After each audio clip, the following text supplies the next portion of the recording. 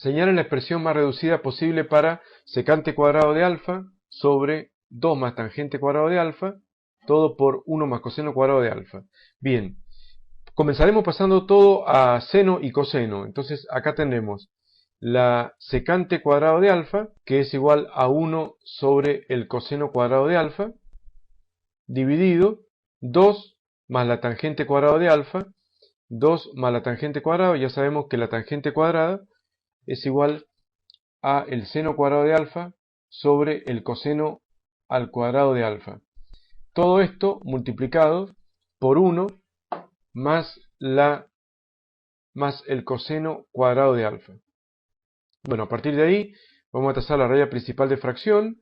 Tenemos en el numerador 1 sobre coseno cuadrado de alfa, y en el denominador tenemos que sumar estas dos fracciones con común denominador. Común denominador es el coseno cuadrado de alfa, dividido 1, coseno cuadrado de alfa, por 2 va a ser 2 coseno cuadrado de alfa, más coseno cuadrado de alfa dividido coseno cuadrado de alfa es 1, por seno cuadrado de alfa, y todo esto multiplicado por 1 más el coseno al cuadrado de alfa.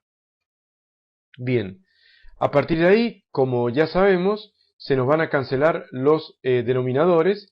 Coseno cuadrado de alfa se va con coseno cuadrado de alfa porque esta fracción se da vuelta y el coseno cuadrado pasa al numerador.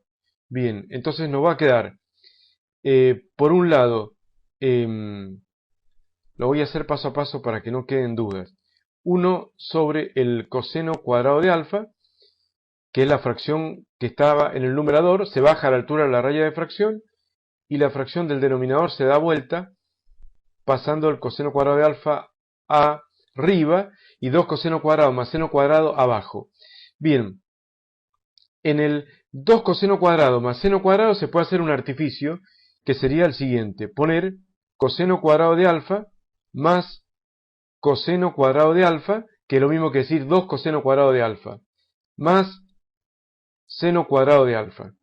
¿Sí o no? Entonces tengo 2 coseno cuadrado, que es coseno cuadrado, más un seno cuadrado. Quedaría eso que está ahí. Bien, simplificando, tal cual lo vimos recién, el coseno cuadrado de alfa se va con el coseno cuadrado de alfa. A todo esto me faltó escribir todavía el paréntesis 1 más coseno cuadrado de alfa. Bien, entonces uno se da cuenta aquí que coseno cuadrado de alfa más seno cuadrado de alfa, un coseno cuadrado más un seno cuadrado de alfa, es 1 por la identidad pitagórica. Entonces va a quedar esto en el numerador 1 más coseno cuadrado de alfa como único término. No hace falta ya colocarle los paréntesis, no hay nada más en el numerador. Y en el denominador tengo 1 también más coseno cuadrado de alfa. 1 más coseno cuadrado de alfa. Entonces está claro que si divido una expresión por sí misma, el resultado va a ser 1.